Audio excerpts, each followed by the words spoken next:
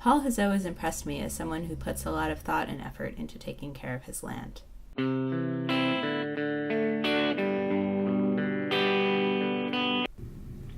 First of all, I want to say when I first got this land, I had no idea what I was doing with it. I liked the idea of protecting it from development, and I had a lot of sort of primitive thoughts about what that meant. Basically, that nobody could hunt on this land, nobody could cut a tree on this land. We were going to sit back and wait for 300 years for nature to turn it back into a glorious preserve.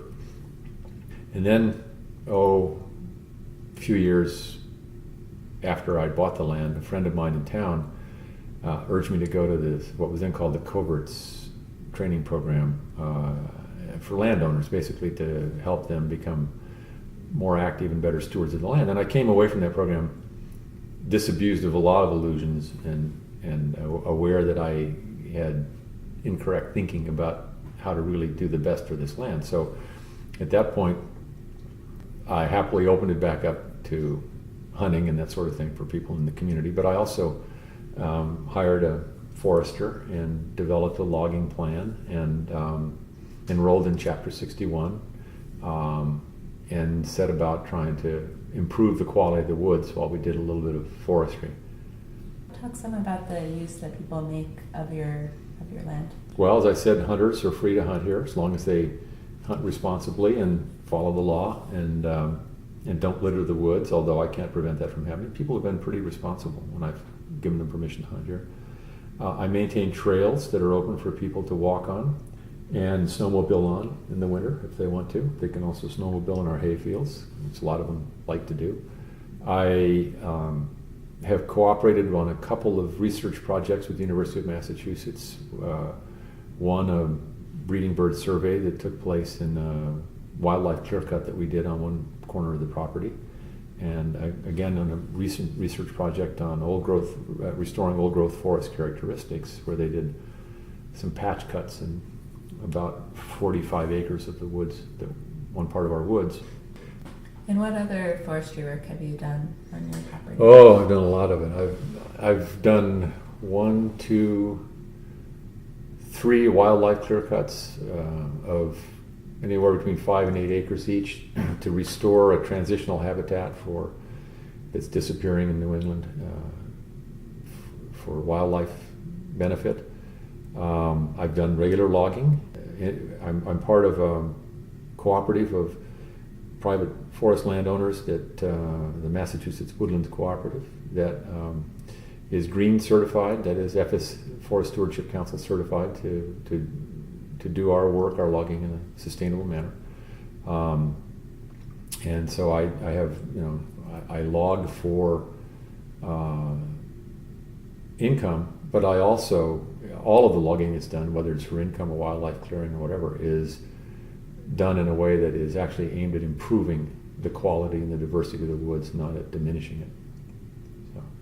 How do you get who does your logging? How do you get your trees out of the forest? Well, all of the logging that I've done has been done by, with the exception of one clear cut that was an aberration. It was all really poor quality poplar that we couldn't sell, so we got in a great big machine and just chomped it up and dropped it in piles. But everything else that I've done has been done by neighbors, people I know. And most recently I've been working with a friend and neighbor down the road who's a horse logger. And so he cuts the trees and drags them out of the woods with his teams of horses. And he does a beautiful job, and the woods look spick and span afterwards. You can hardly tell anybody's been in there. Yeah, we have 25 acres of hay fields, and my neighbor, Gip Porter, who has draft horses, he has 3 teams of Belgian horses, 6 horses altogether, and we make the hay on these hay fields as much as we can with his horses. This is a picture of tedding the hay after it's been mowed with the horses, and we ted it and we rake it with the horses, and then we bale it with the tractor, and we sell it. He uses some of it for his horses, and then we sell the extra. Oh, let's talk a little bit about all the sugaring that goes on your land. Yeah, 2 of my neighbors tap the maples on the land, and there's quite a few of them. I think altogether we may have I don't know, I'm guessing between 5,000 and 7,000 taps in the woods, and they make their living partially out of processing maple syrup. So they pay me for the taps, and then they make money by turning it into syrup. How do you think that working on this land, having this land and working on this land over the years has changed you? Oh, it's made me a lot smarter. It's made me a lot more patient. It's made me a lot more trusting in nature. I mean, you make mistakes. I make mistakes when I've done some of my projects and my logging stuff, and nature's pretty tolerant of those mistakes up to a point, and the regenerative power of these woods, if they're treated with reasonable care, is just awesome. I have a much longer view of my own history as well as history generally. I mean, I now really do see myself as just a link in a long chain. You know, you look in these woods and or in the fields, but there are these stone walls running through them, which were built as many as 200 years ago. They're still there. Somebody did that, and I can't help but think about who did that. And I see myself as, you know, a link in this chain, and the chain doesn't stop at my end. I mean, it's just going to keep going, hopefully. I mean, that's one of the reasons you do a conservation restriction. You do a conservation restriction to see that chain keeps growing in the same direction, you know, into the future.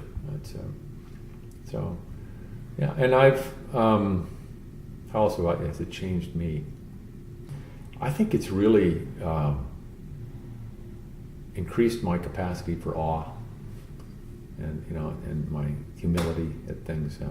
I was so cocky when I first came here. You know, I'll buy the land and I'll make it, you know, perfect. And that means keeping hunters off and keeping, you know, loggers out of here and all of that. And you realize how little you know about the way the world works after you get into this. And